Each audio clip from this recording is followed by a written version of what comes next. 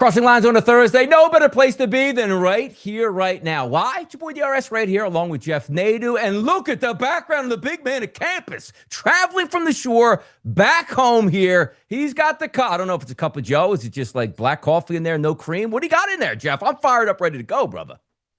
Best coffee in the world, Starbucks Sumatra, dark roast. Nothing in it, straight black. That's what we do here, baby.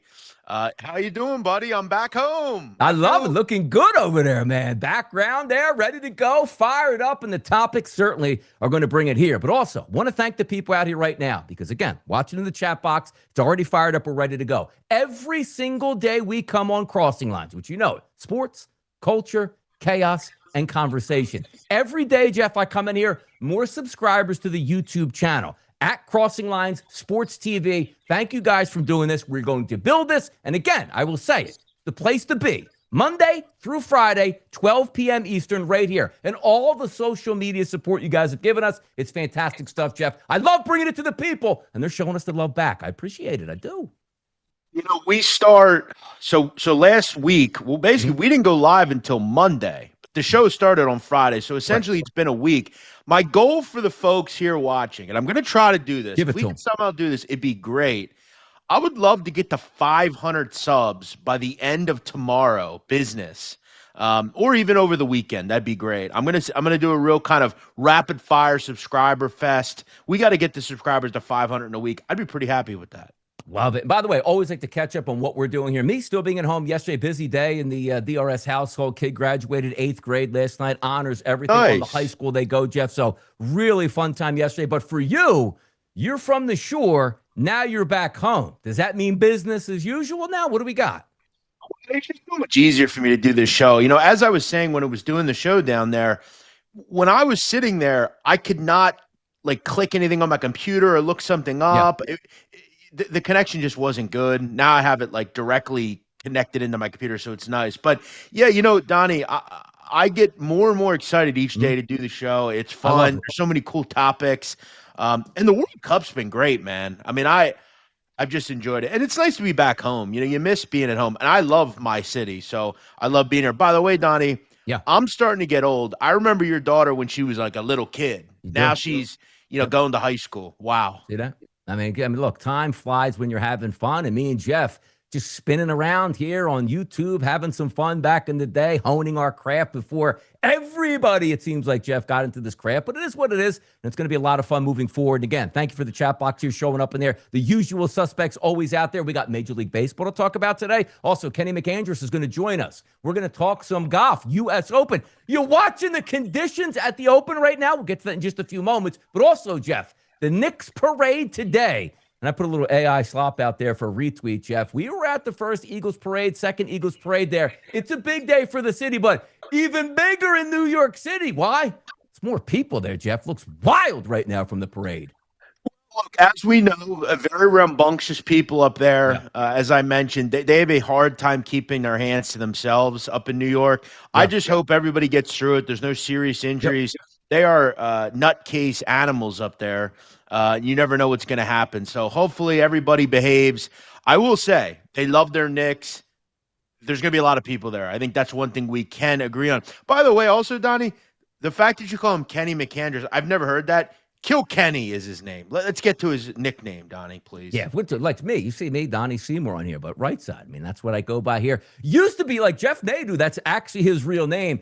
Used to be the big man on campus. I got to put a poll out there, right? Do we start calling Jeff big man on campus whether he likes it or not? Like, you know, like when I see you in person, I'm still calling you BMOC. Like, I won't call you on the show anymore, but that'll be fine. People behind the scenes here at, you know, where we do the show, they call me that. It's not that you can't call me that. I just know the newer people that know me don't know me as that. It's like a name I had when I was like 20, you know?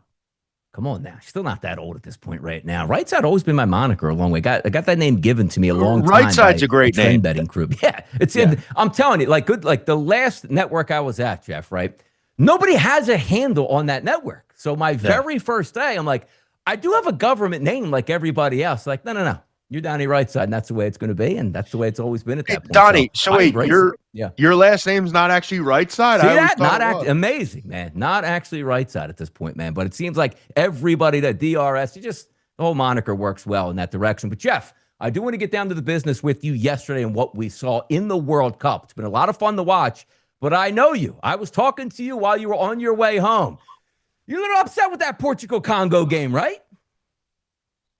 Yeah, I thought Portugal looked so lethargic and just boring. It just didn't seem like they had any pep. They had a lot of possession. They just couldn't score. They look kind of lost. And you see sometimes with these big sides, right? Very lethargic, don't seem as into the game as their opponent. And when you're not as in on a game as the opponent, you can really have trouble. At the end of the day, Donnie, these are the best 48 teams in the world, and they're going to grab onto the crowd. They're going to grab onto all the intensity, and they're just going to probably bring it more. And the Congo did that. They had a huge goal right around halftime. It really kind of put some pep in their step. Portugal looked really disappointing. I am a little regretful picking them to win the whole thing. But look, as Mina said, and I thought she was 100% right, I think we overrate sometimes and overreact the first game and say, well, they can't win it. Look, I remember Syracuse maybe 10 years ago made a deep run in the NCAA tournament. I remember in exhibition that year, they lost to a D2 team, and they ended up going to like the Elite Eight, I think, that season. So I wouldn't overreact. But today's interesting in the World Cup, Donnie, because it's our second game, right? So I always say that in the NFL, you take week 1 off, and then you get to weeks 2 and 3, you have a little bit better gauge. Yeah. I feel like I'm locked in on some of these handicaps today, so I'm looking forward to talking about some of those deeper in the show. Yeah, Major League Baseball yesterday, too. And again, Kenny's going to come up with us. We'll talk some baseball, some Phillies, and certainly handicap some of these games. But didn't treat me so kindly. I was okay on RBI bets yesterday, Jeff. Had 2 of them, split them, which means plus money in my back pocket. But boy, I got no help on some of these games. Had a great starts. And even, Jeff, from Tuesday's Major League Baseball card, the suspended game, I had 5 runs in the first inning. I needed 9 for a push and 10 for a win. I got 9. Like, sometimes it just happens. Like, you break that momentum and can't get it back. Didn't lose money from that card, but that was a ridiculous one. But yesterday, the one thing also, we're going to get into talk a little bit more Phillies, but you called it during the show. Low-hanging fruit sometimes. Hey, Andrew Painter stinks of the Phillies. So just go against them. 12 spot for the Marlins. Well, yeah, and listen, Donnie, I'll tell you what, I've had a great season betting baseball. I've really been locked in on a lot of these caps. We'll go through another couple today. Mm-hmm. You had a few RBI props. Yeah, Andrew Painter sucks. I'll tell you what, and I was thinking about this last night. I'd heard last year or 2 years ago, he had actually pitched pretty well, I thought. His intensity was high. He was throwing a high-level fastball. And then he started adding a bunch more pitches. He needs to simplify his pitching mechanics, the amount of pitches he's thrown. I think he's throwing like 7 or 8 pitches, which I didn't even know there were 7 or 8 pitches. Get it down to 3 or 4 good pitches. Stop complicating this crap. Yeah, he needs to be better because they have a good starting, couple of rotators up front, but they need a good back end, and Painter has been a disaster. Taijuan Walker was a mess. He needs to get some stuff fixed. Jeff, hot topics are what we're all about here. That's what we do on Crossing Lines. Like, nothing is out of bounds. Jeff getting thrown out of the Borgata, fantastic stuff. Handicapping games, talking about who's the hottest fan base out there, not just because they're excitable. But now we got to talk a little actual soccer on the pitch, Jeff. Portugal versus Congo yesterday. Brought it up just to start the show, 1-1 final. But the question comes up is, we are seeing superstars across the board absolutely dominating the pitch, Jeff. You know who's not doing that? And I believe I saw a statistic today. Is it 10 straight international games, Jeff, that we actually don't have a goal from Cristiano Ronaldo? The heck is it just time now? It's over? Look, Cristiano Ronaldo's 41 years old, okay? I mean, at the end of the day, look, he is a top 3 player of all time, probably top 2 player of all time. At the end of the day, though, Father Time catches up to you. Does it hurt his legacy slightly that this may be the way he goes out? Yeah. That said, there's still a lot of time left. Yeah, he looked kind of brittle. He looked kind of lethargic, a lot like the rest of the side. And it doesn't help, as you alluded to, that seemingly every other superstar has been really filthy. Good. You look at Harry Kane yesterday, had a nice day. You look at the other day with Haaland and Messi and all these players. Look, I don't think it's a question. Messi is the greatest player of all time. Ronaldo is really, really good. He's a legend as well. But it's really just overall Portugal. I will say also, if we go back to the thing we talked about the other day with the top 5 most beautiful fan bases, Donnie, do you know who number 6 would have been? Who was it? The Portugal? Democratic Republic of Congo. Oh, Absolutely. wow. Really? How Yes. about that? I will tell you, and I've said before, some of the most beautiful women in the world are from Western and Central Africa. Okay. I'm telling you, Senegal, the Ivory Coast, Ghana, into How like about Chad? Nigeria, Congo. Beautiful women. Beautiful. Look at that. By the way, also talking about beautiful women, Jeff, there's always been, and I understand this because I always like to get into it. We're going to get to England, Croatia in just a moment here.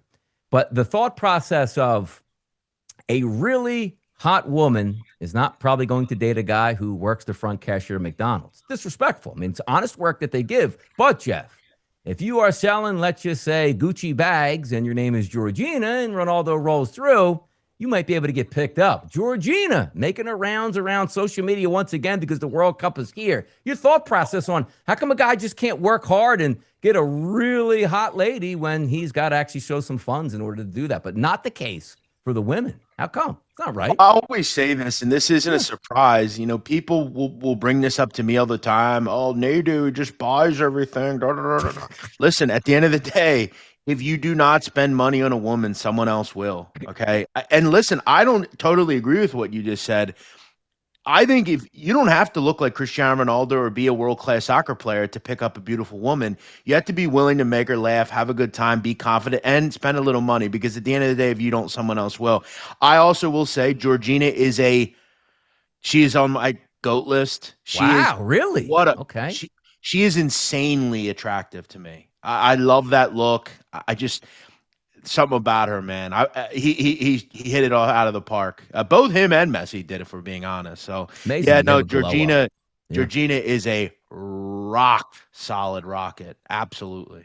When you got money, you can get enhancements out there, Jeff. You get a private chef. It's amazing what you can do because most people on the grind out here, and again, you're watching on the chat box, like, we got to go to work. And sometimes you don't have a lot of money. You know, it's easy to eat McDonald's. Is that good for you? No. Wendy's, Taco Bell. No, it's not. Like, you got that private chef, Jeff. Like, hey, make me up a lean steak, some asparagus, and some crab meat, and I'm good to go. We can't do that. I mean, when you're rich, man, you can get all the enhancements you want, Jeff. But see, I also will say, as someone who lost a lot of weight, Hmm? I think people complicate, how look, I'm not in the greatest physical shape in the world. That said, you could be homeless and be in good shape, right? Yeah. It's just really a question of discipline. But you're right. Yeah. It is a lot harder to eat good, cheap, and that's why the American system is so kind of scary is Yeah. you go to a poor neighborhood, you're not going to see no Ruth Chris or like Whole Yeah. Foods there. It's the worst food possible. Go to West Virginia, Donnie. I went there once for Rough and Rowdy. I could not believe the culinary options. It was literally every street was Taco Bell, McDonald's, Yeah. Burger King. I mean, Yep.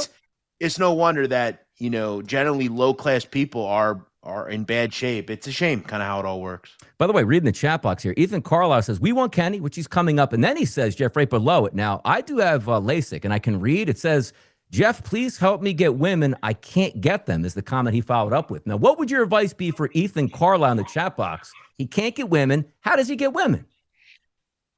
Ethan, I think you really have to just look at how you speak. It's pretty Yeah. clear as to why Yeah. you don't get women. Yeah. Women like a confident person. They like Yes. someone who walks in the room and commands it. Yeah. Someone that they say, "Who's that guy?" Correct. Right? You got to be confident, man. I Yeah. think that's the problem with young people today. These Gen Zers, Correct. they're these like super uncommon. I can't get any women. Like, well, you're not going to get any women acting like that. People are Yeah. going to look at you and say, "Wow, you're a complete sap, simpleton. I'm not interested." Go up. How you doing? Where are you from? Can I get you a drink? Like, Yeah. be confident, bro. That's all you got to do. Exactly. Another comment in the chat box I'm reading here. Dino40 says, Jeff, love your haircut. I'm thinking about hair plugs myself. Hair plugs a good thing or not a good thing, Jeff, for this guy? What do you think? I don't even know what hair plugs are, Yeah. but this is a fade. I know most of you can't pull it off. My lineup I Yeah, got looks done good. last Saturday. It's still Yeah. sharp. My lineup is better than the 97 Bulls. So listen, you can hate all you want. You get your hair the way you want. I'll Sammy get it the way loves I it. want. Yeah. Like, I don't know. I think I might get, like, if I'm, you know, surfing around like Dino 40, like there's a lot of really good places. Like Rogaine doesn't work anymore. If I'm Dino 40, hair plugs. Like I'm getting hair plugs if I'm that guy, right? Go to Turkey. I hear they do like these hair transplants now. You can get all sorts of hair. No, look, yeah. A piece of advice for the men: never let a woman cut your hair. Go to a man. Oh, wow. Get yourself a straight razor. Hold on. Like we're having a good conversation right now, and I'm not going to stop this train. Have you ever seen like the YouTubes and the TikToks where the barber is a woman and she's basically on top of you, giving you a fade and giving you a beard cut? You ever seen those? Come on. Yeah, so I have seen that where like she has like I get where you're going. Let me rephrase. You should only go to a barber shop to get a haircut. Okay. I guess that's more my point. Because there is a girl in my town that's a great barber. I forgot about it. But yeah, you shouldn't be going to like a salon if you're a man. Yeah. A salon's for a woman. Yeah. A man should go to a barbershop because Donnie, you know what else you get at a barbershop? What do you got? Talking. Banter. You get banging out, crossing lines. Yeah, that should be on your TV in the barbershop. Like when I go to the barbershop, we talk about where did this guy go to college? We get in fights about LeBron being better than Kobe. Like that's the kind of stuff. You play dice in the back. Like that's what you do at barbershops. Yeah. That is what you do at barbershops. You know what it's time for right now, Jeff? We are going to get back to the soccer. I know you got some hot topics here on the World Cup. We got you covered all afternoon long. But sometimes, Jeff, I want to sink my teeth into a little bit of baseball. I want to sink my teeth into the U.S. Open, which is taking place right now. You know who's going to join us right on the line here? Kenny McAndress. Pro better, the guy we need in this situation. And I want to bring him into the conference right now, Jeff. It's time on Crossing Lines to bring Kenny in. Kenny, what's good over there, man? Fellas, it's a pleasure. Donnie, I don't know that you and I have ever spoken or connected before, so it's a pleasure to meet you, man. And Jeff, dude, I know we've talked a lot back and forth on Twitter. I don't know if we've done a show yet together other than maybe like the little Bet US poker thing. So it's good to see you guys, man. I love it, man. Like the reason I went and I saw your socials and immediately I saw Delco. We're going to get into that because it feels like three Philly guys right here on the broadcast, and we got to get into things that are a little bit deeper. But before we get there, Kenny, let's talk some U.S. Open golf. Like, I'm a golf fanatic here. Gave the game up in my late 20s here. Golfed in high school, all through college, and all through my early part of my other life, as I like to say. I love link-style golf. Shinnecock Hills, growing up, one of my favorite golf courses to watch on TV, and it seems like it never disappoints. So I want to start here. U.S. Open back at Shinnecock. The visuals this morning, fantastic, Kenny. It's insane. I mean, as of right now, I mean, you've got half the field has played I don't know, somewhere between 7 to 12 holes. And like the average score through that right now is +5. Like if you are playing average golf right now, you are 5 over par. And that's with Shinnecock trying to give them a, I guess by their standards, a slightly easier setup today. They lowered the greens to like a 10.5 on the stimp meter. That just for the non-golf nerds out there. Stimp meter is just how fast the greens are. 10.5 is slow. These are the slowest greens that we've had at a U.S. Open since, I think, 1995. And then all the pins, for the most part, are like center green in like the most generous spots they could. I mean, they tried to at least help them out, knowing that the wind was going to be as brutal as it is, and it's not doing much to neutralize the damage here. So this is what you're going to see for the next 3 days. It's going to be total utter carnage. So the few outrights that I had a couple guys going off early. I think at this point, man, this is a wait and see what the leaderboard looks like after the first round. I'm curious to see how much the second wave gets to play today. Again, you referenced the fog delay this morning. Yep. See, to me, man, like that just shows where we are as a country, right? Like I feel like back when we were men, we played in fog. There was no delays at the U.S. Open. I think the USGA has gone a little soft here, but there was a 2-hour delay. So anyone that's going off really late when the wind is ripping even worse in the afternoon, I mean, there's a lot of guys that aren't going to finish, and I think what's going to really, shake tomorrow is like just how bad the wind is in the morning, because anyone that's going to get some extra holes tomorrow morning could be at an advantage if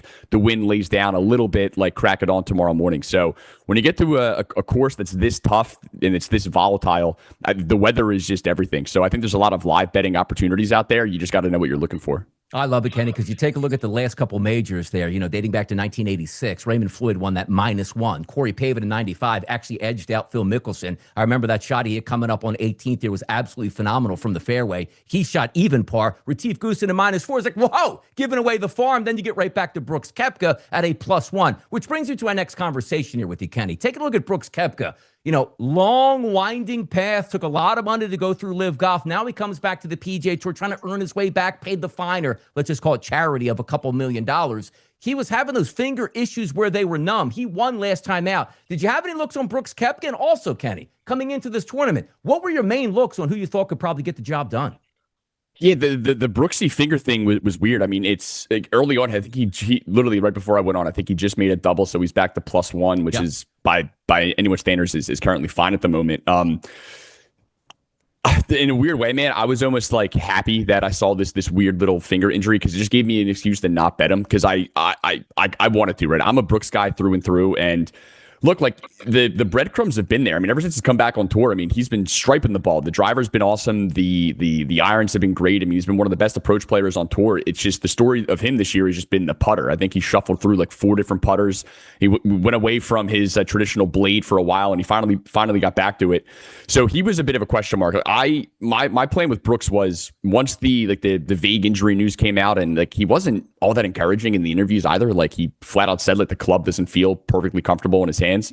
I was hoping we got a bit more of a dip on the price. Like if he drifted to 65, 70-ish, I think pre-tournament, I probably would have gotten there, but he was still lurking around like 45. And I just think on a course that demands perfection virtually every shot you hit, like that alone was enough for me to get off of him. But I'm a big fan. I'll root for him if my guys aren't in the mix, but that was why I ended up not clicking him. My guys that I went with one is already dead. It was my very light sprinkle, but we can just cross it off the board at 12:24 on Thursday. That was Cam Smith. I think he made a triple a little bit ago.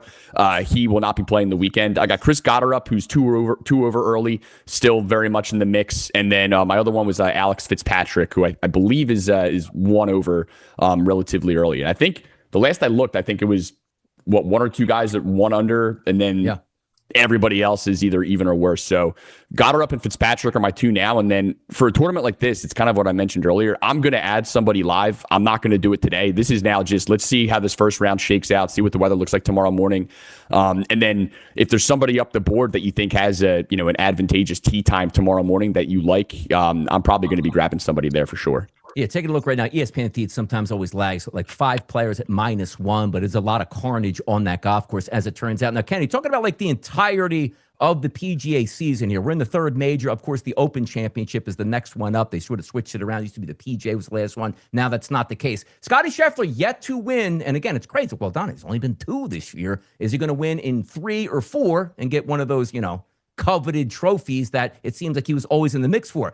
Your handicapping of Scheffler, because it used to be like even entering into the Masters, we got to remove from the equation because he's priced so ridiculously low. It's not even worth taking a future on. Now he's starting to come back into play, and most people are like, hey, if he's 3 or 4 shots back on day 1 or day 2, you take him because he heats up on the weekend. How do you play Scottie Scheffler when he's typically the heavy favorite, Kenny?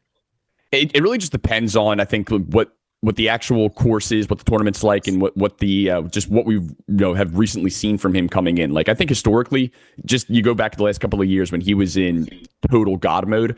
I don't think I ever bet Scheffler. Like even though I thought, like I didn't think his price was, I don't know, for lack of better words, like unjustifiable. It's just I'm not going to bet an outright golfer at 3-1, regardless of how good that I think they are. So I never bet Scheffler. I will say that there's times where if he's coming in and the form is as amazing as humanly possible, and it really feels like a Scotty week, I will tend to play that without Scotty market occasionally.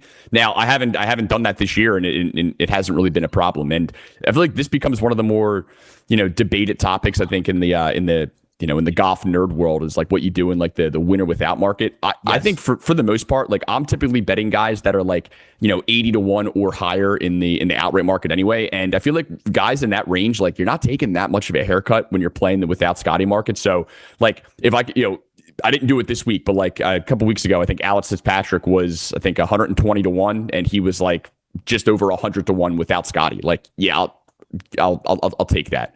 But for the most part, I've comfortably faded him, and it's worked out. And it just shows you how dominant this guy has been, because like on paper, he's had a pretty tremendous year. He just hasn't gotten in the winner's circle ever since the Amex. And it's like any other golfer in the history of golf would take these results immediately. It's just we're so accustomed to him winning every 2 events, and when he doesn't do it, it feels like the world's falling.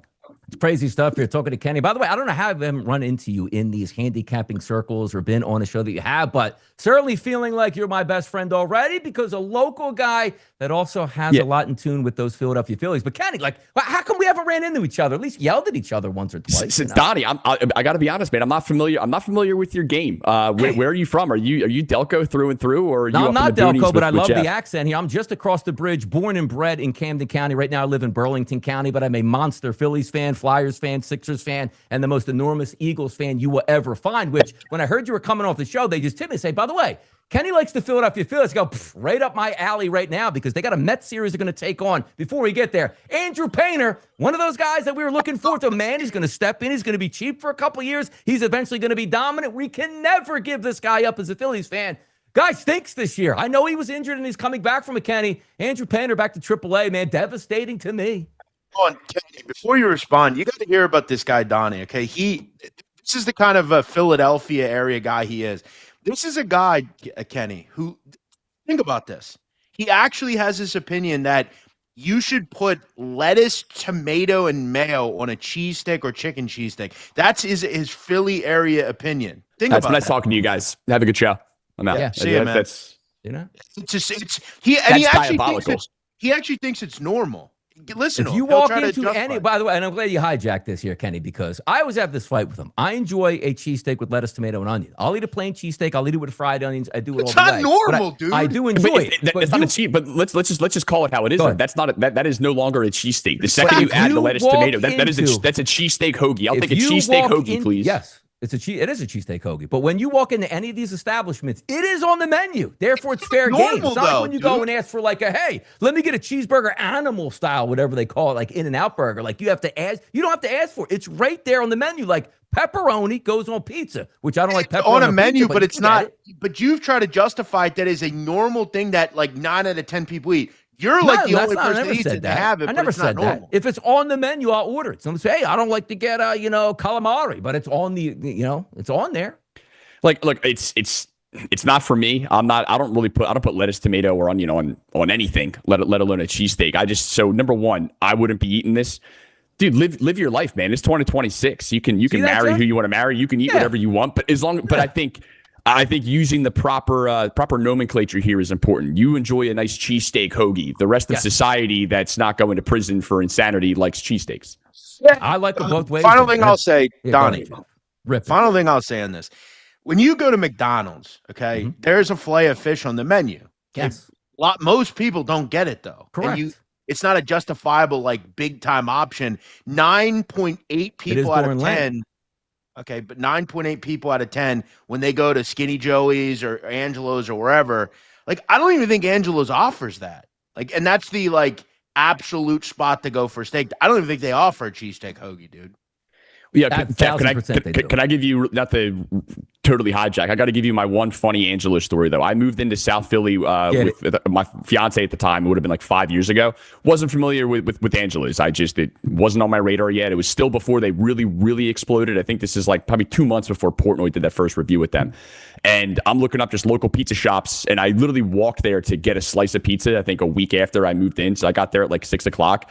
They laughed me out of the building, and I've never been more confused in my entire life. And then 2 weeks later, I see the line wrapping around, and then I understood how it worked. But yeah, I was the local jackass that strolled into Angelo's at like 6 o'clock on a Friday and like expected to get a slice. They wanted to beat me up. It was that egregious.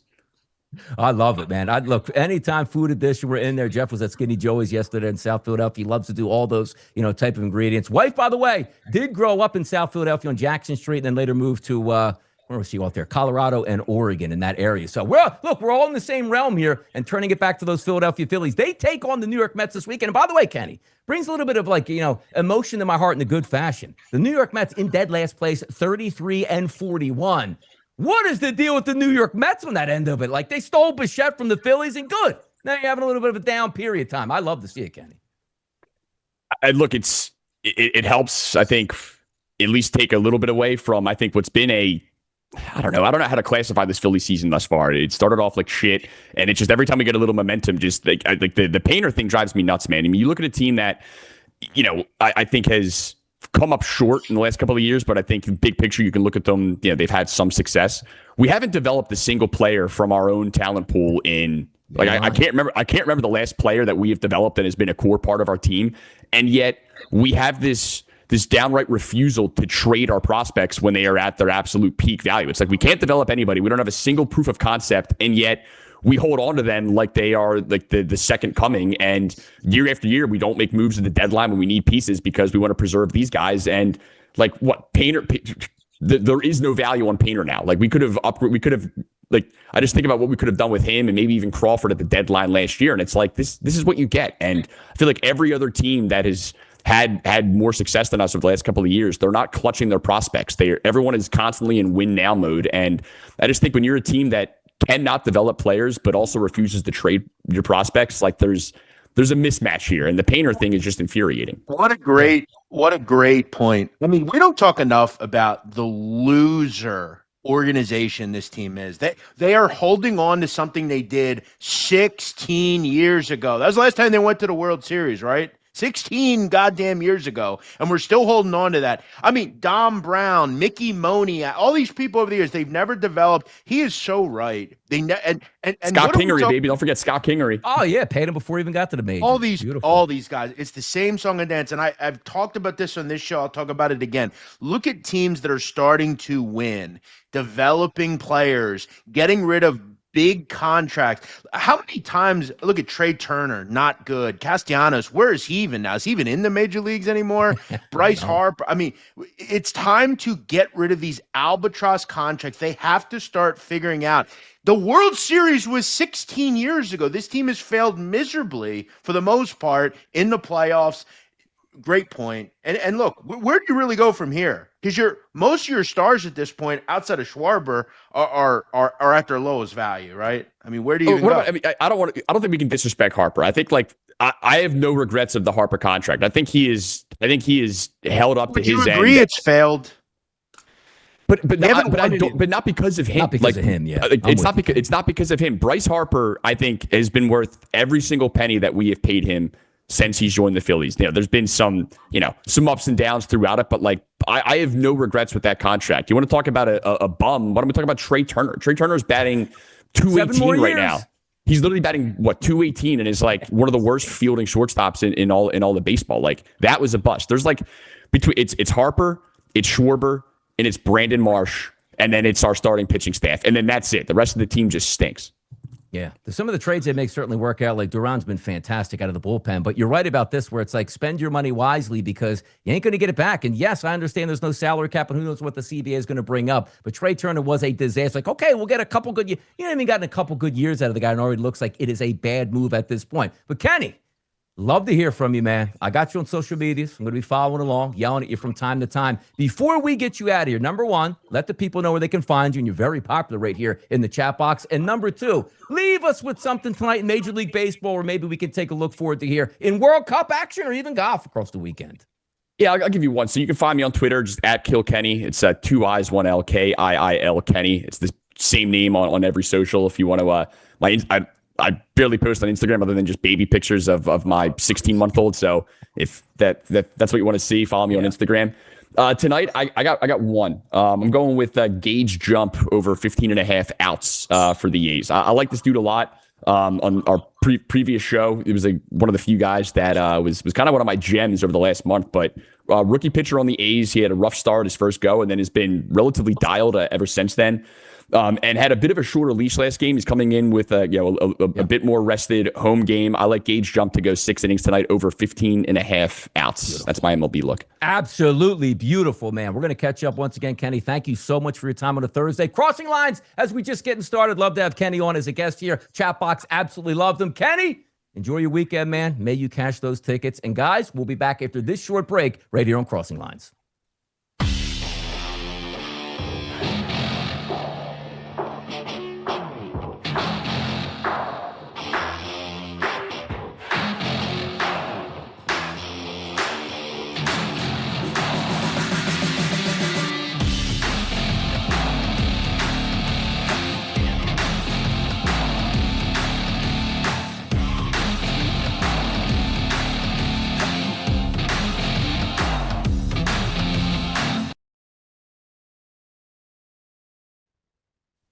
I mean, that's an instant foul for me, man. Look, Jeff, look at that. Right back in it. You go ahead and throw a wrench in the argument, which I love right away. You always throw me under the bus. You never got my back, but I'm used to it now. I'm used to it. You never see my side of things. I'd rather, I think I'll fall asleep to that segment later. I hate golf. Come on now. But no, golf talk here. You're not going to get involved in golf this weekend at all, Jeff. Press one down on Scotty Scheffler. Nice plus money price. Put it out there for the people. No, I won't. But I will say this. I do back you up pretty frequently. I just don't think that the lettuce, tomato, onion thing is real good. Look, will I put that on a cheeseburger sub? Yes, but not on a cheesesteak. I will say, though, I went to Skinny Joey's last night. They have the best chicken cheesesteak in America. I mean, it is so good. So good.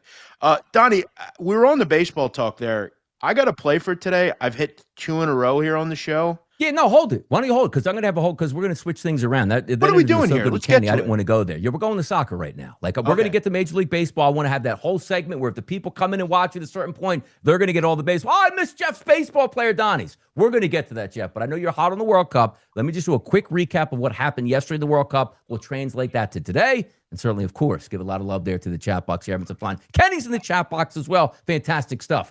Portugal, Congo, 1-1. We talked about that, what's going on with Ronaldo. But England, Jeff, when did you get your touch on this? Harry Kane, 2 goals yesterday, one of them a penalty kick. Bellingham and Rashford, like the guys you expected to score, did some damage. Took a little while for England to show us their dominance. But what did you get as a takeaway from England and Croatia yesterday? And I thought Flash was dead on the money. You need to have Jude Bellingham in the starting 11, period. Him, Harry Kane, Declan Rice. You got Rashford and Bukayo Saka off the bench. You're 100% right. And you look at what you got out of it. 20 shots, 13 on goal. They were just on the front foot all night. They're really good going forward. I will say, and I don't know how many years we have to see it. Croatia can't defend. Okay, Zlatan Dachka or whatever his name is, the coach, he needs to figure that out, because it doesn't matter if it's 2016 or 2026. They are just a wretched defensive team. They're shocking in defense. Look, I mean, they did what they could do up front, but they just can't defend. England looked really, really good. I mentioned they have a new manager. They look like a different side. But the problem with England, Donnie, is they're always pretty good early. You got to keep it going. Yeah, you do got to keep it going. If we keep it going, Jeff, Ghana, Panama. A late cracker late there, Jeff. In the 90th minute plus, Ghana gets the victory over Panama, shocking the Panama fan base. Yeah, I got to tell you, Donnie, this game last night, and then it was, Ecuador, the game in Philly the other night? Mm-hmm. Both games screamed low-scoring, 0-0 draw, and you just got it ripped out of your hands late. Just tough. There's been a lot of stoppage time goals in this game. I'm going to get to one late. If you've wanted a goal late, you've gotten it. But yeah, shout out to Ghana. Always a good side. Ghana, Ivory Coast, always been good African sides nationally. Senegal as well. The Ghanaian fans are on fire. The Black Stars, Donnie, that's their nickname. That's a great, great nickname. So yeah, shout out to Ghana. Who's the Eagles, Jeff? Who are the Eagles, by the way? What's the flying? What are they called? Which Flying Eagle? I believe that's Nigeria. Yeah. What the Flying Eagles? What are they called? Screaming Eagles? What is Screaming Eagles or Flying Eagles, I think. And by the way, I think there is a game that started already. Czech Republic's up 1-0, I think. Is it really? Who scored? Yeah, started at noon. All right, there we go. By the way, last one last night, Jeff, which I did want to bring up because you got to get some props here. Uzbekistan, Colombia. When you talk about a late goal that you need, you got one in Colombia, Jeff, and I know you had that. Buddy, this game was insane. Okay, so I laid the 1.5 for Colombia. They go up 1-0.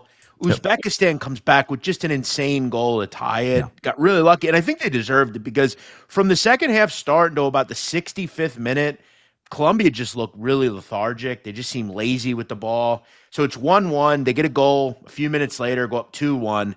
Donnie, 8 minutes of added time. I don't know where the ref was. I don't know if he fell asleep or was in the corner. I don't know what he was doing, but he's just letting it play out. We're into the 99th minute. Colombia gets a shock goal to cover the 2 or the 1.5. I'm sorry. Yeah. But in the 100th minute, Uzbekistan hits the crossbar with a laser. That would have been the worst. That might have been not the worst beat of all time if that would have went down. But we were able to get through it. The 1.5 comes through. There have been a ton of stoppage time goals in this tournament. I am curious, though, with this Czech Republic game, and it's something to keep an eye on, Donnie, going forward with this group. Yep. coming into the tournament, 11 set piece goals, I think, in their last 10 games. They're really good on like corner set piece opportunities. I'd be curious to know what the goal was. Was it a set piece goal? They're really good. They're big and tall. So they get up there and grab goals. But there's some other good games here. Remember, Donnie, this is the second game. Second games for these teams. Yeah, flipping them over because Czechia is up 1-0 here. Or Czechia, I should say, is over South Africa 1-0. They scored in the 6th minute there. Switzerland, Bosnia, Herzegovina, Jeff. But I know you're taking a look at maybe a little Canada, Qatar. Interesting matchup here. So Switzerland, the Switzerland Qatar game is interesting because if you watched, or wait, where are we at? Switzerland, Bosnia. I'm sorry. Yep, go ahead. Both these teams drew in their first matchups.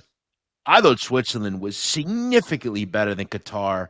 They pretty much deserved to win. They had so many opportunities. They just couldn't convert that second goal to go up 2-0, and it ended up coming back to bite them with another stoppage time, 1-1. Bosnia is tough to break down, Donnie. Good defensive side. They have a guy, Sajid Kolasinac, great defender. They're just a tough side. They do struggle to score goals, though. I had this game 2-0. I think Switzerland and under 3.5 makes a lot of sense here. I could see it 2-0, even 2-1. I think Switzerland will get a result and get a win here. They really need one because they should have had a win in game 1. They didn't get it. Bosnia, tough nut to crack, but I think Mbolo, guys up front for Switzerland, are good enough. This game at SoFi Stadium, kind of an interesting game, Donnie, from a standpoint of nationalities, because Switzerland is a side where there was a lot of war in the 90s, Donnie, in places like Albania, Bosnia, Croatia. A lot of refugees went to Switzerland. So if you look at this Switzerland team, a lot of Albanians, a lot of Kosovo people. So it's kind of an interesting Balkan war there, if you will. No pun intended. Who was the Albania guy you loved a couple years ago? He's probably retired by now. There you go. Yeah, he retired, but Granit Xhaka's still there. Elvidi's still there. A lot of Albanians on the Switzerland side. I think they'll beat Bosnia. Bosnia is tough, but I had this 2-0. Canada, Qatar. This is my best bet, if you will, for these games. Let's go. Today. Break it down. Come on. Yeah, I'm going to go with Canada to win in the under 3.5. It's like around -110. And that's a great tweet. I'm glad we put that on the screen. Alphonso Davies is back today. I'm going to guess we'll see him as a sub. You look at Canada the other night against Bosnia. They were able to tie that game with a sub. Sile Loran came on, scored a goal in the 78th minute. I think we see a much better Canada side today. Qatar is not good. I think they're one of the worst teams in this tournament. Look, they found a way to defend for a while, but I think that's going to break down here. You look at Canada, Donnie, 10 straight games have gone under 2.5. Good defensive side. I think Davies gives them a nice push. I think this is also a 2-0 type game. I'm going to take Canada and under 3.5 here. I just don't think we see like a 3-1, 4-0. I think Canada, if they win, it'll be 1-0, 2-0. I'm going to go with Canada in the under 3.5 here. Got a couple topics we're going to get to in just a few moments, Jeff. But that nightcap tonight, 9 p.m., Mexico and South Korea. You want to talk about home country advantage? You get that with Mexico. Guadalajara is where this game is going to take place. Is that the Estadio Azteca, or we're not allowed to call it that? It's just Mexico Stadium now. Is that where they're playing in this one? Is that what it is in Guadalajara? No, is that Mexico City? Azteca's in Mexico City. Gotcha. I'm quite surprised that we're playing games in Jalisco in Guadalajara. So, Donnie, this is in a neighborhood called Zapopan, which is one of the most dangerous cities in I knew the you country. were getting down there. Go ahead. Cartel Jalisco Nueva Generacion has a tight grip. In fact, El Mencho, who died several months ago, his funeral was in Zapopan. So they will make a lot of money from this tournament, will Cartel Jalisco. Very dangerous plays. Hopefully it's safe and everything. But, this game was tough because two sides that are really good, really solid. Look, are they the best teams in this tournament? No, but they're both capable, a lot of quality on both sides. This 1-1, I could see it 2-2. I thought it was a tough one. I thought there was a little value here, maybe though, on Korea, maybe plus a half goal. You like those plus half goals because you do cover the draw there. Sure. I think getting Korea in that sort of situation makes a lot of sense. I like what they did against Czech. I think Mexico had kind of an easy go of it. They've been off for a while. Both these teams have been off for a while, but this screamed draw to me. I thought Korea plus a half a goal might make some sense here. Looking at the chat box here, Coach is saying that Switzerland -1, and there's our guy Dave Mannion in there. Don't overlook the Koreans, he says, Jeff. Both teams to score, Mexico and Korea. L3 down there. Yeah, I like that. I could see it 1-1 for sure. I think Dave's got a nice little play there with both teams to score. My problem, though, again, with these laying 1 goals, laying 1.5 goals, look, you need a lot to go right because, again, these countries have found ways to score goals. You look at Uzbekistan last night, set piece goal. You don't see a lot of clean sheets in this tournament. You just don't. I mean, unless the game is just a drabby draw, 0-0. You're not seeing a lot of clean sheets. I would more or less go with whatever book you're at. Bet US generally will have like a Switzerland and under 3.5 or Switzerland and over 1.5. So I would look at those markets as opposed to laying 1.5 goals. It's not easy to do in this tournament. It is easy sitting here on an afternoon talking to my guy, Jeff Nadu, having some fun talking some World Cup action, and we hit the stuff on the pitch. We know what the deal is. We'll get back to it in a little bit, Jeff, but also we got some hot topics here, which I know you love these because you're a big guy on the national anthems. I love a good national anthem. I think it's fantastic. I love when the players are passionate. But, Jeff, we got a little contest going on here for you if we're taking a look at El Tree and the fan base. The Mexican national anthem or the Mexican duck, Jeff. This guy's making his rounds. I love the duck. I got to tell you, I love this video. I love little like domesticated animals that aren't domesticated. Yeah, I sent this to anybody that would beautiful. What I could. I love this. This is like, hey, I'm a fan too. I don't know, like if this is like a pet or something, But look, we all have dogs and cats. But when you see like someone with like a pet duck or like a monkey or something, I just love it. I like animals. I think they're cool. I like just seeing funny videos. This was great. I saw this. I need this. I need a backstory on this. Is this the Aflac duck? What is this exactly? I mean, by the way, Jeff, you want to be an agent in this business, pick up the phone, call Aflac. You got the real duck. You can get him mixed. That would do numbers, as we like to say on TV. Like, how's that guy not the Aflac duck for this tournament?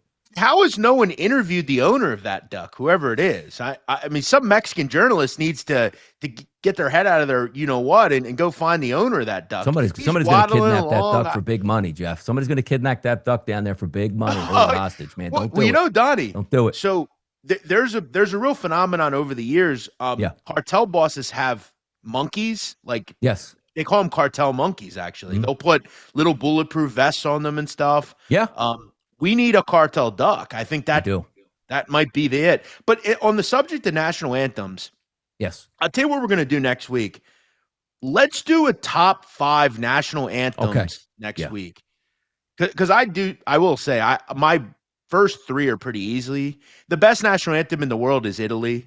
You'll never set that for me. They're not in this tournament, though, so we have to find out. We got to get some snippets of those, too, so we can all hear it together. Maybe the chat box certainly can vote on that as well, Jeff. But we got some interesting stuff here coming up, too, because we're going to get to Major League Baseball. Jeff's got some players that got some great stuff to look at. And as always, make sure you follow us on social media as well. If you're not doing it there, Crossing X Lines. That's on X/Twitter. And also, if you're watching on YouTube right now, Rumble, wherever you're doing it, Twitter, on YouTube, at Crossing Lines Sports TV. We're going to continue to grow this channel, have some fun, reach out with questions that you have. Of course, we're in the chat box here, but even throughout the day. Hey, Donnie, like this Major League Baseball play? What do you think? Or, hey, Jeff, like this soccer play coming up tonight? Got anything on the docket that we can look forward to? We love doing that, reaching out and having some fun. And also, love a little hot seat action here, Jeff. Got a couple of things I want to talk to you about. And the first thing, which I know people are getting upset with here, and the question I'm going to ask you is, and I'm going to get into a little bit more deeper, the hydration breaks. Do we need them? Is it a front for commercial breaks? Why did we institute them?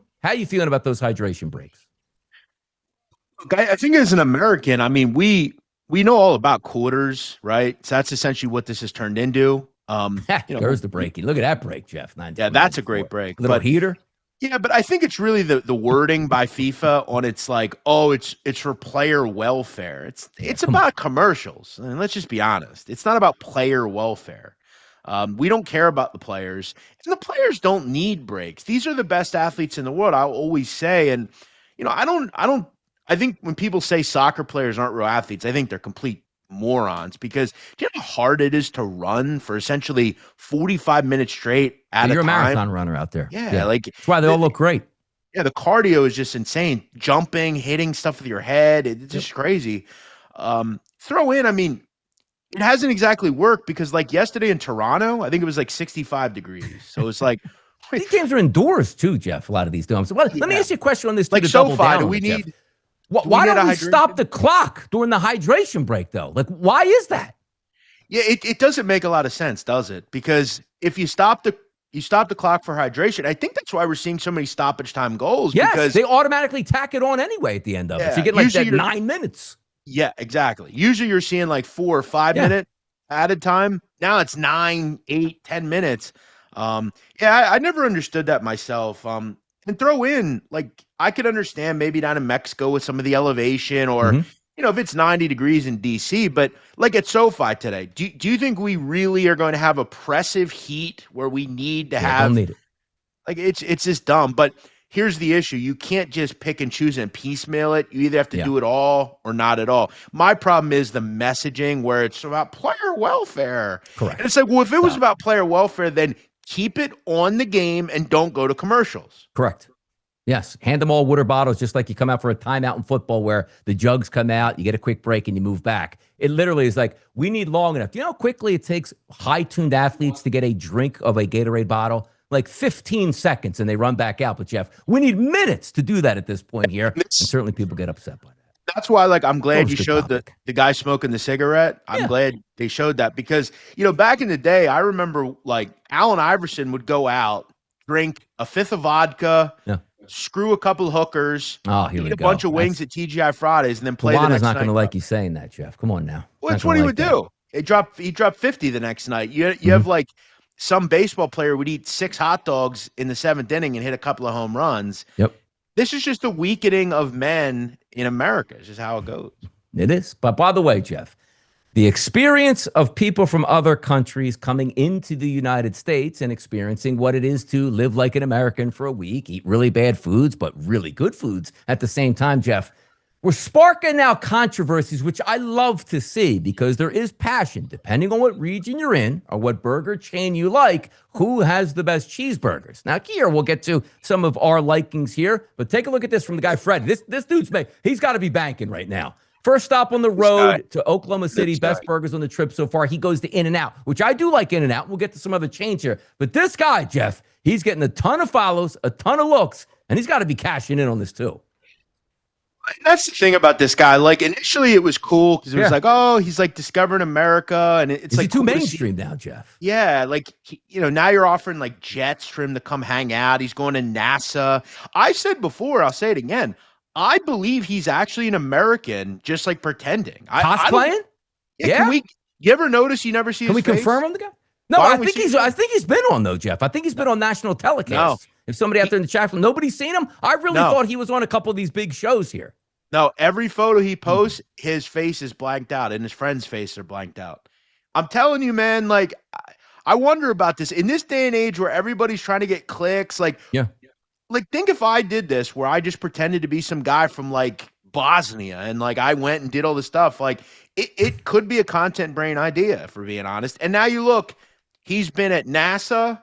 He's went to, like, he's toured like major college football stadiums. Yes. The guy at Circa is literally offering him a jet. Yes. To go to, like. Wasn't he in JJ? Somebody said there another day. I don't know who was, like in JJ Watt's suite. Wasn't he in a suite one? I mean, this guy's making his rounds. I think his face has been shown on social media. I think it has. I think he's done some interviews with his face, Jeff. Maybe he has. I haven't seen that. I've just noticed that every photo he has, his face has been blanked out. And I posted a tweet. I don't know if they included it in the show. A guy wrote, unpopular opinion. By no fault of his own, this story has totally jumped the shark. In my opinion, it was great originally because it was the genuine account of someone discovering all the simple things we take for granted in our country. Now it's just another corporate commercial. And like, I have to wonder, is that what he is at this point? Like, do we actually know who he is? Always turn on you, Jeff. When you get the people always turn on you at some point. It's like, hey, this is pretty neat. He's going to a Buc-ee's or a Wawa and he's eating a steak in America. Now it's like, hey, buddy, enough of this stuff. Because again, you get too much shine, people will certainly turn on you. With Jeff, are you a cheeseburger guy, honestly? Are you a cheeseburger guy?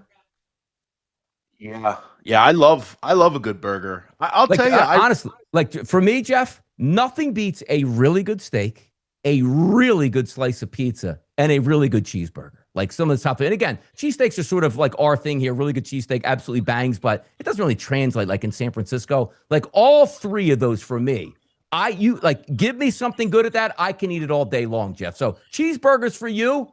What like chain? Like when Jeff goes to get a cheeseburger, like where's Jeff going? So I'll actually say I do enjoy the hamburger a little bit more. You don't like the cheese? Yeah. I need a cheeseburger. No, I try to limit. cheeseburger. I try to limit how much cheese I eat. It's just, it seems like it's on everything. And I'm Yeah. not like, Okay. I like a little like dice of it, but I don't want a big slab of cheese. Like I don't like that. I like light cheese on pizza, that sort of thing. But so when I was at the beach, Donnie, I went to this spot on the boardwalk, 12th and the boardwalk in Ocean City. They have pizza and smash burgers. Yeah. Love a good smash Never really burger. got smash burger. What's your joint called? What's it called? You know what it's called? Alex's Pizzeria. It's very good. Yeah. Okay. The smash burger was terrific. But when I get a burger, I want to have it at like a steakhouse. I don't eat fast food burgers. That ain't really my thing. If I'm going to eat a burger, I want it to be, a real nice, juicy steakhouse burger. And again, I don't really eat fast food much, but yeah, I just don't like the obsessive amounts of cheese we put on everything. But yeah, the burgers are good. I need to start going and helping my palate. When I go to Vegas, maybe I'll have In-N-Out. I've never had that. So. Yeah, In-N-Out is enjoyable here. Like in our local area, and again, it's a chain restaurant. Like one of the Five Guys is wildly expensive. It's available just about all across the country. I think they make one of the best cheeseburgers across the board. Like there's a couple niche, like around the way spots, local spots that do it, but from like a chain where I can trust every time I go in, I get a fantastic burger. It's always been Five Guys for me. It really has. My knock on Five Guys, Donnie. I think the burgers are great. I think you're 100% right. Go ahead. Where are you going with this? But my knock on a burger, and there's two things at like burger spots that annoy me. The obsessive amounts of cheese they'll put on the burger, right? I love cheese. Go ahead. But like Five Guys literally takes an entire salt shaker and pours it on the fries. I don't like salt on fries. I hate the obsessive salt as well. Glad you brought this up because I say here, Jeff, and I've told endless amounts of people this. If Five Guys, who I think has the best cheeseburger, they have, to me, and I know it's unpopular with some people, some of the worst French fries in the business. I understand they're fresh. I get it here. But some of the major just chain restaurants blow them out of the water. Like, I can't imagine if Five Guys had like McDonald's level French fries in their building, McDonald's might cease to exist, Jeff. Like I joke like Five Guys keeps everybody else in business because their fries to me aren't as good. If Five Guys had unbelievable fries with their burger, they'd knock every food chain out of business here. I sincerely believe that. I don't think you're wrong. And it always seems like the place is lacking something. And I think that's probably what it is. Last food tip I'll give you. Yep, when I was down there, there's a spot a couple blocks from where I was at. I used to go there when I was a kid. They had this shrimp ho boy. Wow. They had like it was on a long roll, seeded roll. It was in like a wham bam, like firecracker sauce. Yo, it was insane, man. So good. Oh. All right. So look at that. We got 1 o'clock here, an hour down already. Feels like we were here for 5 minutes. Had Kenny on with us to talk some action here. And I told you, Jeff, just hold off on this. We will get to it. So why don't we talk some Major League Baseball right now, Jeff? Jeff Nadu, who likes the Yankees. I like the Philadelphia Phillies.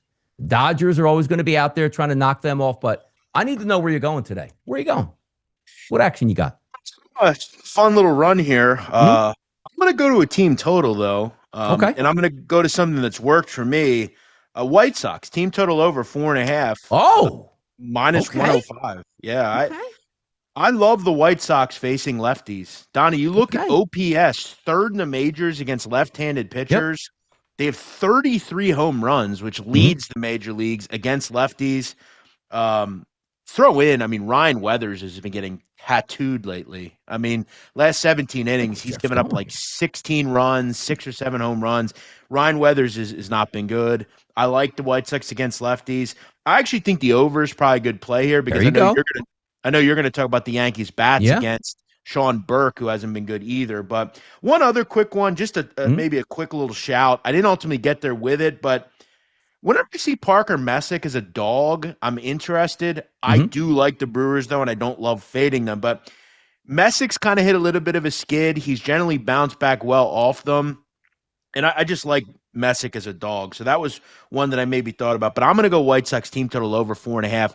I think they get some runs off Ryan Weathers, who's been bad. Yeah, maybe a little collabo in this point, because if you could bring that one graphic back up here that had Burke, who has not been a great pitcher, and of course we know like the prolificness, I like to say, make up my own word, on the New York Yankees. You look at the ISO power number, last 111 batters, Jeff. That's actually his last 30 days in the majors. 207 ISO elevated, weighted on base percentage, 334. It's not terrible. But, Jeff, lefties over the past 30 days have been really getting the best out of him. The last 70 batters he faced lefty side, Jeff, you take a look, 17% walk rate, which is incredible, which means you're loading up the bases there. Walks, hits, innings pitched, that should be elevated. 246 ISO, weighted on base percentage, 330. But the question comes then, how much damage you're going to do for the Yankees, Jeff? Plus batters.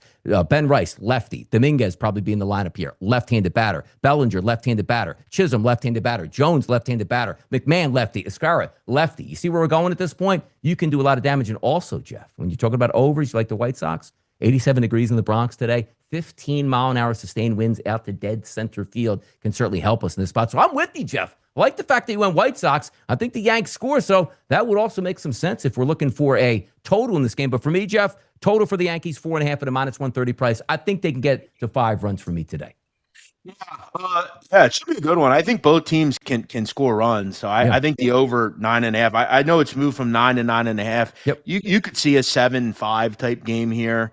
And look, again, it is the White Sox against lefties, and the Yankees are good against lefties too. They're not playing a lefty today, but either way, neither pitcher's very good. So yeah, no. And next pitcher we're going to go with here, Jeff, money line play. Like, say, look, Donnie, you don't take any money lines. Where have you been all these years? I'm going to take a money line today, Jeff. You know, we're going to Kansas City Royals. Why? Because Noah Cameron, the lefty, is on the mound here. You take a look at some of his surface numbers, Jeff, right? ERA 4.11. Ooh, Donnie, make sure you stay away. But look at Noah Cameron's last month, Jeff. A 115 ISO against. And again, ISO power numbers, getting familiar with it. 0.175 is around that average. You want to be higher than that. He's at a 115. That's great. Weighted on base percentage, 320 to 330. He's at a 216. If you take a look, Jeff, at those last 108 batters, and you take a look at the K rates here, 26%. Walk rate, Jeff, 2.8%, which means he's not giving those free passes today. 75-degree temperatures, light wind blowing out. I think it makes sense here. I'm going to take the better pitcher in this game, and that's going to be Noah Cameron, Jeff. Give me a little money line, -120 price here on those Kansas City Royals. I like this one as well. Liberatore is another disaster. I mean, he has been horrific lately. And I'm not talking about like kind of bad. He's given up 4 or more earned runs, I think, in 4 of his last 5 starts. Had a couple 7 earned run starts in there, or around there. He's been bad, Liberatore. I'm not a fan. I like the Royals as well. Good call. Another quick one to look at, Jeff. Minnesota Twins and the Texas Rangers today. 93-degree temperatures, as we see. But the question is, it's never open down in Texas, which always hurts you. But, Jeff, if we take a look at Jack Leiter on the mound, his last 30 days have not been good. If you just zero in on what he's done against left-handed batters, Jeff, he's a right-handed pitcher. 76 batters, a 227 ISO against, and a 365 weighted on-base percentage, and a walk rate close to 11%.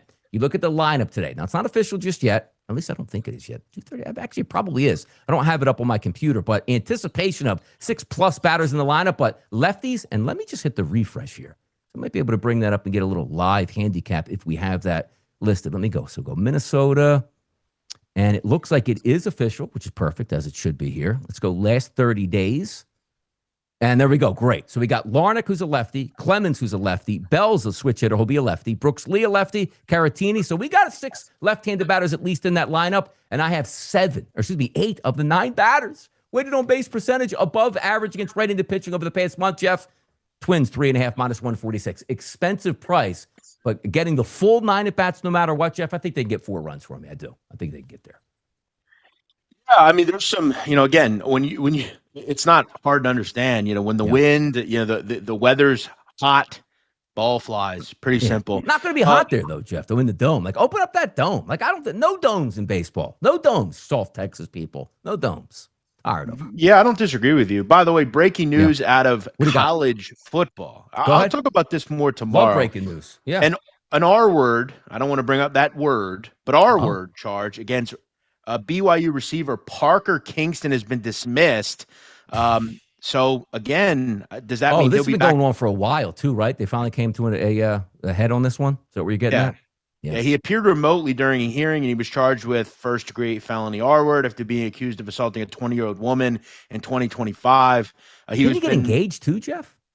I believe he has, yes. He was expelled and removed from the team. So we would have to imagine he'll be back. Look, we have to, in society, punish people who make false claims that are defamatory and slanderous to people.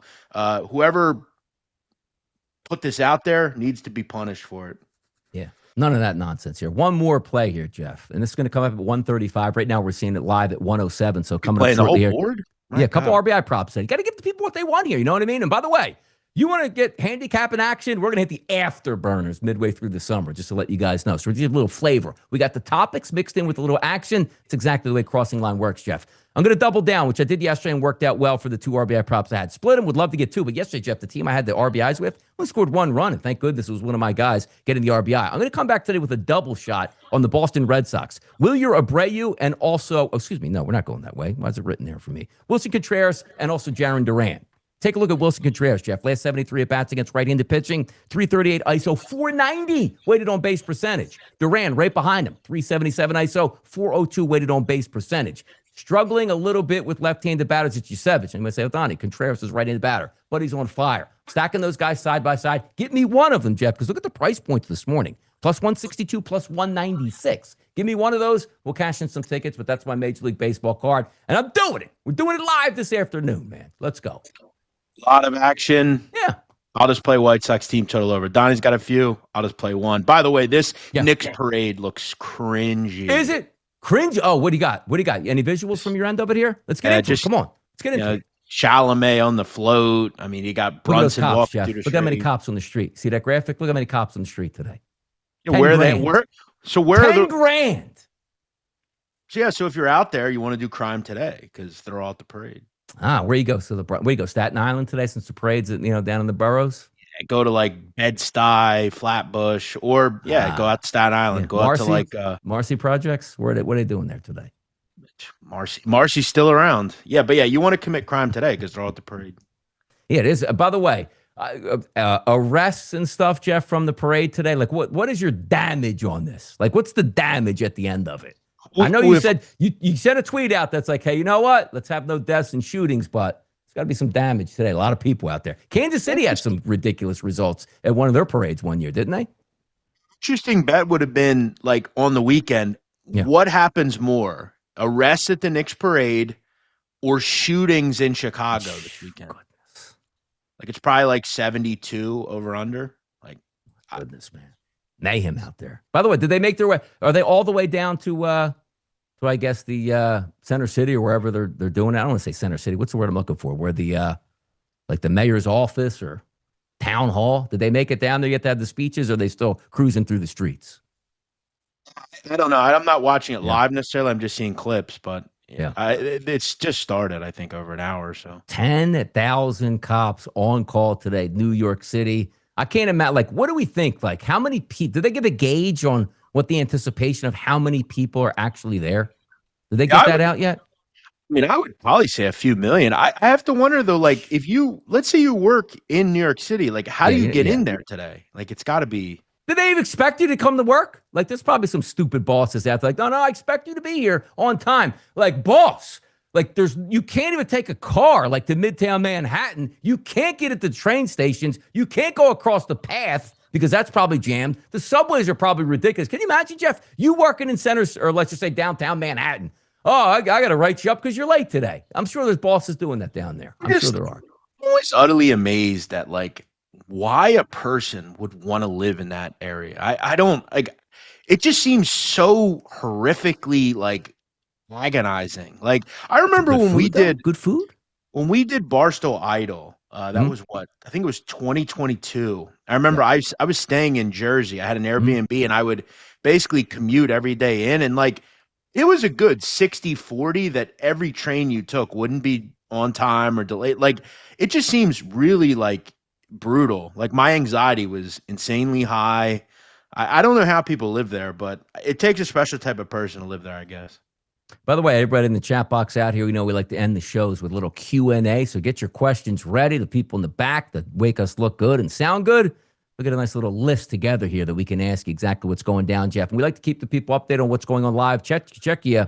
1-0 still over South Africa, Jeff. 51st minute, and then 3 o'clock is your next game. That's Switzerland and Bosnia-Herzegovina, followed by Canada and Qatar, then Mexico and South Korea. More other hot topics, Jeff, across the NBA. Trae Young, they're trying to build something in Washington. He's like, yeah, build it and give me more money at this point, Jeff. Opting out of his $49 million player option here because he wants more money, and why not? Everybody seems to get whatever they want in the NBA.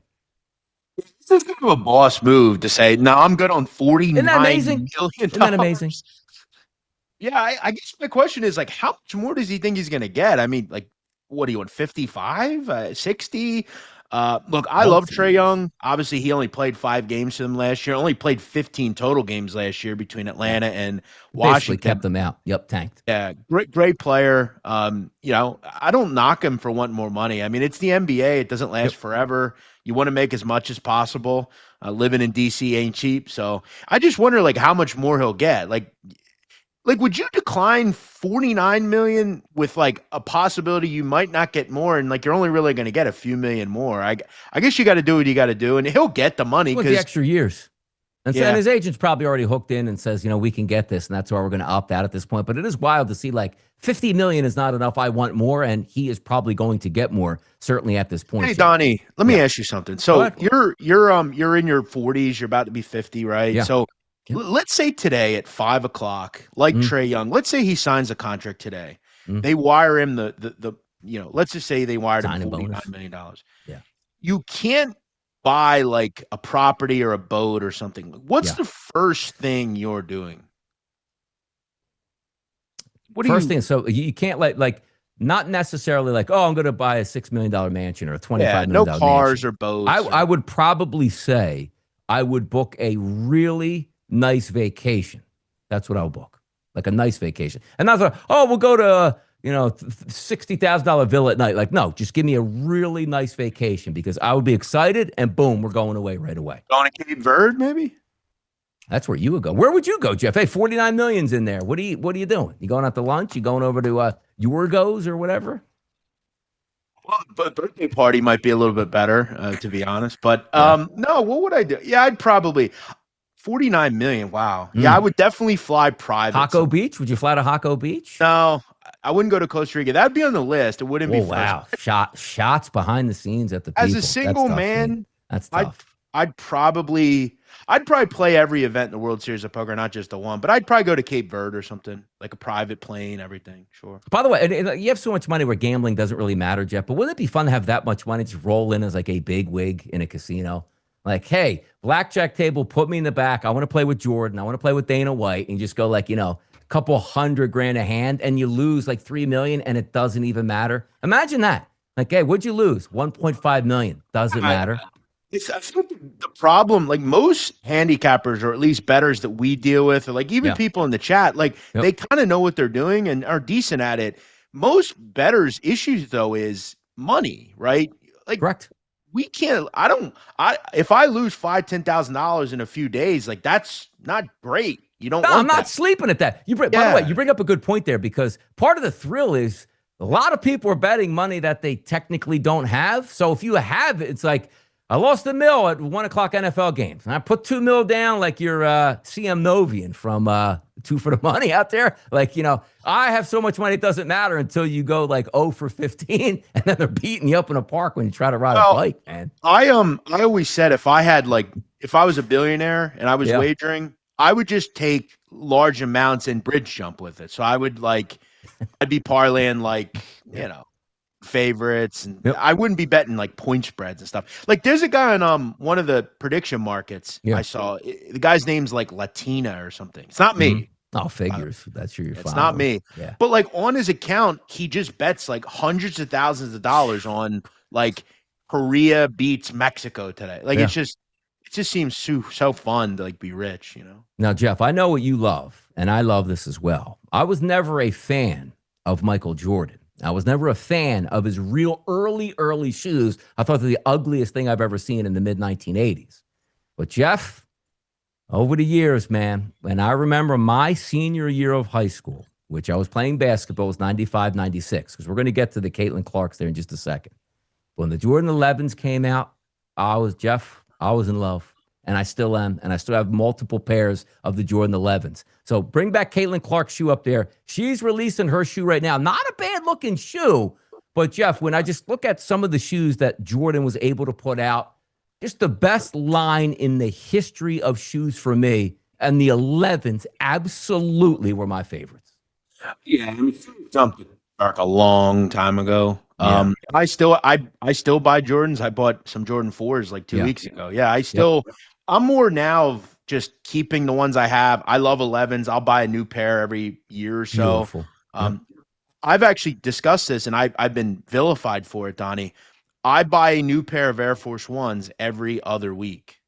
Now, come on, why, though? You throwing them out? No, I donate them. I wear them once or twice. Who do you donate them to? The Amish? Who gets them? No, I just donate them to like Goodwill. But in Air Force Ones? No, they crease, so I don't wear them more than once or twice.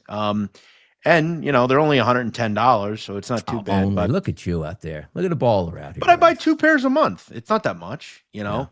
These shoes suck though. They're great for like a like a little junior high girl in like Iowa. Like that would be perfect. I think they look bad. You're not wearing these as like a trendy piece. Some girl at in Washington Heights in Queens or in Manhattan ain't wearing this to like go out. Yeah. Jordans were things that a girl in Queens could wear or a girl in Montana could wear. They're a fashion scent thing. That's not a fashion thing. That's where you wear strictly for basketball. And those will sell because Caitlin Clark's a big name. Every little girl in America wants to be Caitlin Clark. So they will work. Are they shoes? I feel like we're losing out on the shoe game, Jeff. Are we though? Because like the dunk competition, like there's only so many dunks you can actually do. Like, are we losing out because, and I don't want to like date myself, but like the shoe game really hit the afterburners. Like when the first Jordans, it felt like came out, 1984, 1985, ugly as hell, but they were really popular.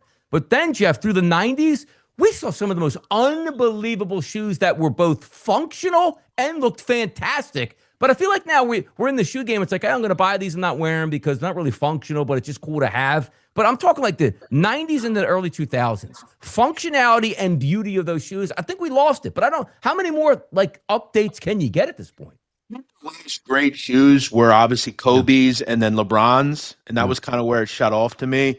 I will say, though, in the early 2000s, some of the best shoes of all time were Allen Iverson's sneakers. Some of the questions, the answers. Like the color wave of like the uniforms, they were sick. I remember the zip up ones. They were white and black. Yep, over the laces. Yeah. Yeah, they were sweet. I had the Penny Hardaways in the 90s, man. There were some fantastic shoes out there. We had a place, Athlete's Foot. It was like this. I remember that.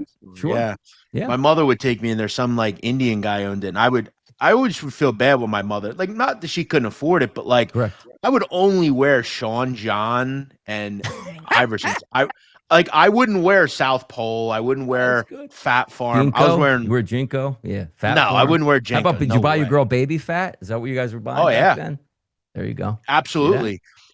She had a pink Baby Fat sweatsuit. I had the Sean John velour sweatsuit. We had the Rockaware State Property, Gerbeau jeans, the best. Yep.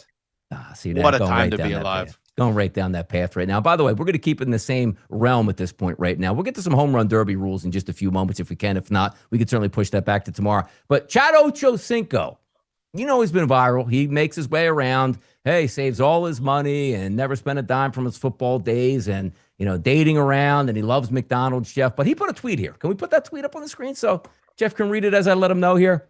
Here's what Ochocinco's saying, Jeff, and you let me know if this is the case. That's not Ochocinco right there. It's Major League Baseball right there. Oh, well, Ochocinco, by the way, Jeff. Looks boring. Yeah, his tweet's going viral right now that he enjoys something way more than the World Cup. Do you know what he enjoys, Jeff? Way more than the World Cup? This would be we don't sex. Have it. Nailed it. We actually don't have behind the scenes there. So he enjoys sex more than the World Cup? Why more than the World Cup. Now, let me ask you. See, there it is right there. Boom. Got it. That means he likes the World Cup more than sex. Oh, sorry. Yes, it was reversed. Dyslexia, call it for me, Jeff. He likes the World Cup more than sex. Now, let me ask you this. Like, some people really like the World Cup and maybe they can abstain because, by the way, it's a long period. It's not like the World Cup lasts like a week. Like, you got to wait a long time. But I got to tell you, like, Super Bowl win by Eagles over sex? I mean, Jeff, sign me up, man. Give me the Super Bowl win. Sorry, dude. No offense. Come on, I mean, stop. any man. What's better than it, Jeff? What's I'm going to tell you. Let me just explain. All Any right, man that picks watching a game over having sex with a woman is weird. Straight up. Jeff, but World Cup only comes around every 4 years, though. Doesn't matter. It's a game. Super Bowl. Some people never get to see it in their life. It's a game. Who cares? Like, I don't know about you, Donnie, but like when the Eagles lost the Super Bowl, I still had to wake up the next day, and I couldn't sleep that night, Jeff. When I was a kid, when I was a little child, Donnie, that's how I felt. But I'm a man now. I don't care anymore. It's not that serious to me. Like, wow. As I get older, I get more and more cynical about these people that like wave foam fingers and eat nachos while they watch now games. you've seen that. Come on. So what do you tell me, Jeff? You got a nice night, like watching the game, Eagles in a playoff game. You get a text, and it just says that like the code word is BBL on there.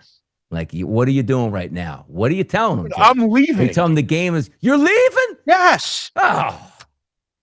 There's never a situation in sports that if a girl called me and was like, hey, come over to my house right now, there's not a way where I'm ever going to say, hey, sorry, I'm watching Portland play Pepperdine in basketball. Like, no, I don't care. Oh, come on, man. Even if you're invested, you got the boys, maybe even like live on the air like right now. You know what I mean? Like, sometimes you just got to watch the sports stuff. And again, we're not asking you to abstain for 4 years, but when the World Cup comes around, Chad Ochocinco is telling us, look, man, watch the World Cup. It's way better than this action over here. Chad Ochocinco is an engagement farmer, just like me. He knows that tweet's going to get him a bunch. Do I agree with it? No, I don't.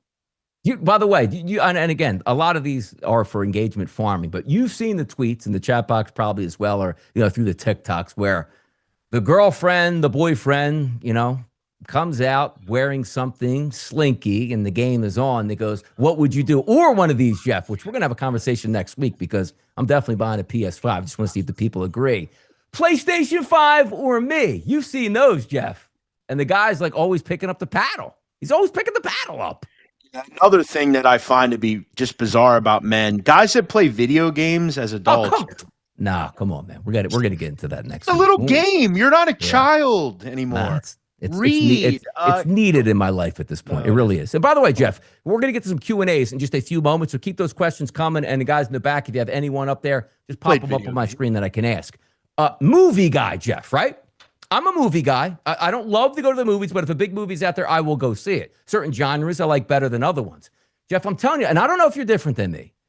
I've never gotten into the superheroes. I'm sorry. Like when I was a kid, I'll watch Batman every once in a while. I don't watch Spider-Mans. I don't watch Batmans. But now the new Spider-Man movie trailer has been released. Do you like Spider-Man, Batman, Marvel? I don't like any of it now. And I'm not being a hater. Like somebody might like it, but it's just not my thing. It's not my thing. Again, another thing where like go ahead. These people that like go to Disney World at like 34 single, like this is little child behavior. Watching superhero comic book movies is childlike behavior as well. No, I've never watched Batman, Spider-Man. I don't care. No, I like people crime lose their films. mind over this stuff. I like dramas. I like old films. I like watching films from the 40s, 50s. I want to learn something. I want to like broaden my horizons. It's a fake movie. It's not real. I don't like fiction. Zendaya in this one again? I didn't see the trailer. Zendaya back in it. Is it Tom Holland? I don't even know who's the other guy. Who's the guy that plays him? That plays Spidey now? Yeah, they have a couple different ones over the years. Didn't Tobey Maguire play him at one point? Tobey Maguire did play him at one point. Yeah. So Donnie, I want to go back though. I didn't know you played video games. What kind of video games do you play? I was Jeff before, and like it's not to say vices, like you have gambling as a vice or you do some other things, but like, and you understand this. I consider you, because there's two sides to the equation here. I love Jeff's life. If I could live Jeff's life, I would live it here. Dude's on his own, great place, goes back and forth to the shore, viral, goes where he wants. But then there's the other life that I have, which I'm married here, which I thoroughly enjoy. Love my daughter, love my wife, love having companionship. But sometimes when you have to sneak some things in, Jeff, I used to love the game. I'm telling you, it ruined some of my, relationships in the early 2000s because I was addicted to it. Back in my other life where I was working in finances and I would work the later night shift, Jeff, I'm telling you, I would come home after I get off work at 10 o'clock and I would game all the way till the sun came up. Because I didn't have to be in the work till like, let's just say 1 o'clock in the afternoon.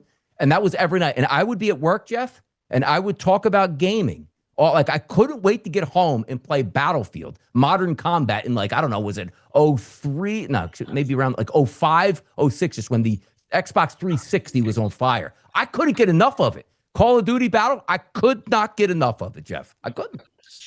A lot of people play games. I mean, it's not my thing, but I mean, I understand it. Donnie, I'm glad you brought this up because I saw a TikTok the other day of, I know people have their opinions on Charlie Kirk, but he had a thing that he talked about how, and you just described your life very eloquently. Like, do you know why generally a groom wears black at a wedding? No, is their life's ending? Is that what they're saying? Yeah, he essentially talks about how it's the death of your life before going out, being promiscuous, playing video games to your, old, or whatever. Yeah. You now have moved to a new life. And I never really thought about it that way. But look, I would say though, at some points there's times where like I do want your life, but it only lasts for about 20 seconds. And I'm like, yeah, I'm good. My bed's nice and big and I like it like that. Pros and cons.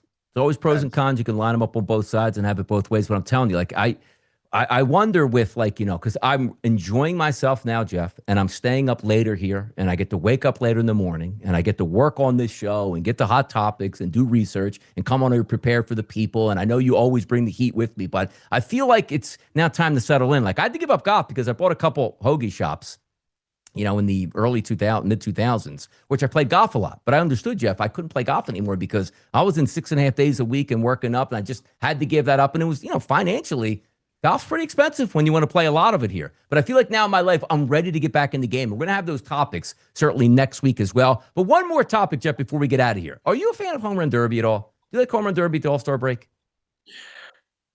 It's cool. I mean, it's a cool little thing to get you through like early July where there's not a lot going on. I mean, when they do that, there's really literally nothing going on that night. So, yeah. I mean, you do play it. I remember last year when the Home Run Derby was going on, I was playing I was on the Hustler stream playing poker on in LA. That was during that was that night, I remember. It was a Monday night. I didn't really watch it. I don't even like this story. I didn't even know there was a clock. Yeah, no pitch clock. Going to take forever now at this point. It's fun for like 5 minutes, and it's like, wait, it's 1 a.m. and it's still going on. But the reason I bring this up too is that's one of those weeks, Jeff, I cannot stand. Now, thank you for the World Cup this year, Jeff. It's going to be not an ESPYs guy. No, the All-Star break is absolutely torture. And anybody in the chat box, you understand this. Like when you have nothing going on in baseball leagues for 5 days and you're trying to whittle around and go spend time with your family. That's just the way it is, man. But Home Run Derby saves us, really. I'm not a big fan of it, but now it looks like it's going to take 17 hours to get done. Yeah, it's just one of those things you kind of have on the background. Look, I hate to be kind of, we do have a sports show here, but, I'm kind of a guy who, like, unless football or basketball's on, like college and stuff, I don't really watch sports. I don't really care that much. I'll just watch it the next day and I'll comment and I'll do what I do. But it is cool to have the World Cup this year because it does give us that bridge a little bit. But, Donnie, tomorrow I got a couple of things I want to bend your ear on. Set it up. Yep, set it up. Go ahead. Robert Breer just put out a very interesting post that the Eagles are a little concerned about giving Jalen Carter a big deal, which is understandable. Yeah. And next week, I do want to do a top 5 World Cup anthems. Yep, we're going to do it. But, yeah, tomorrow we got the U.S. game, which is a big one. Obviously, can they continue their hot play to start this tournament? Australia will be a tough out. You got Scotland tomorrow again, that big-time fan base. I think Brazil plays too. And by the way, also, Dan Alexander is going to join us to talk a little USA soccer versus Australia. Hot takes are going to continue all the way through. Look at that, guys. An hour and a half done. How much fun was that? And I told you, the chat box, phenomenal today. All the way up and down. Look at that. Jeff McGinnis pops in, or Andrew McGinnis pops in here for some fun stuff here, Jeff. So there you go. Look at that question, Donnie, from Jack Falk. That's a wild question, dude. What is it?